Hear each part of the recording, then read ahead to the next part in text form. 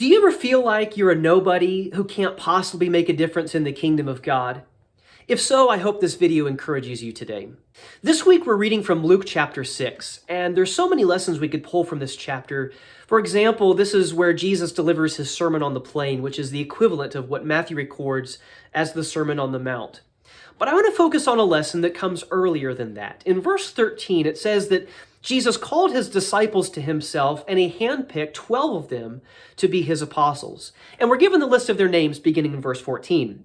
Simon, whom he named Peter, Andrew his brother, and James and John, and Philip and Bartholomew, and Matthew and Thomas, James the son of Alphaeus, and Simon who was called the Zealot, Judas the son of James, and Judas Iscariot, who became a traitor.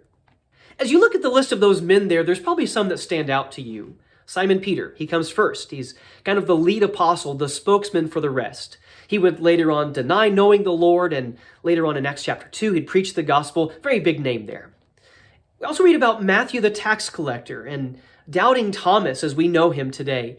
And certainly you recognize Judas Iscariot, the one who would turn Jesus in and later commit suicide. But there's one name that I think typically gets overshadowed by the rest. And that's Judas, the son of James. He's listed next to last. And in Matthew's list and in Mark's list of the apostles, he's given the name Thaddeus. So what do you know about Judas, the son of James? What do you know about Thaddeus? You're probably drawing a blank because there's not much to know about him. He only speaks one time in the Bible, and that's in John chapter 14, verse 22, when Jesus is teaching his disciples, preparing them for the cross.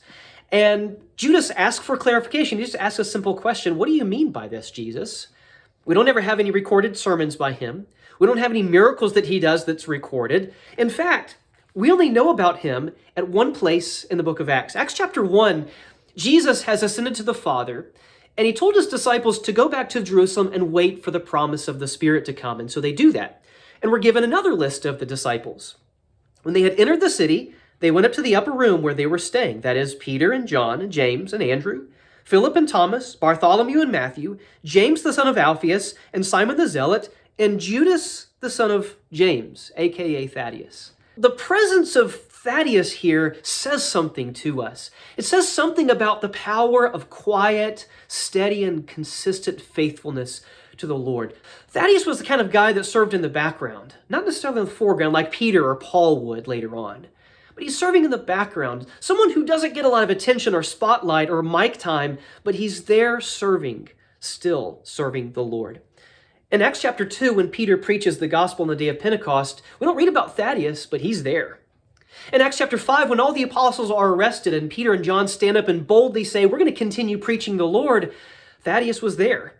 In Acts chapter 7 and 8, when the great persecution arises and everyone else flees and scatters preaching the gospel, in Acts chapter 8 it says that the apostles stayed in Jerusalem. You don't read about Thaddeus, but he's there. And that says something about consistent faithfulness to the Lord. Today, I just want to encourage you to be a Thaddeus. It's not about receiving attention. It's not about receiving praise from people. It's about being faithful to the Lord. That can make a difference. So be a Thaddeus. Be content maybe to be not well known, because you can make a difference. Don't underestimate the power of quiet, steady influence in the kingdom of God. But I also want to encourage you to thank God for a Thaddeus. Who are the people in your life that have encouraged you to serve the Lord and read the Bible and pray and be faithful just by being there through their steady faithfulness and example? Maybe it's your parents. Maybe it's a teacher you've had. Maybe it's someone at church who has just been there consistently and steadily, faithfully serving the Lord. That influence does not go underestimated in our lives as well. So be a Thaddeus and thank God for a Thaddeus today, because Thaddeus's make a difference in the kingdom of God.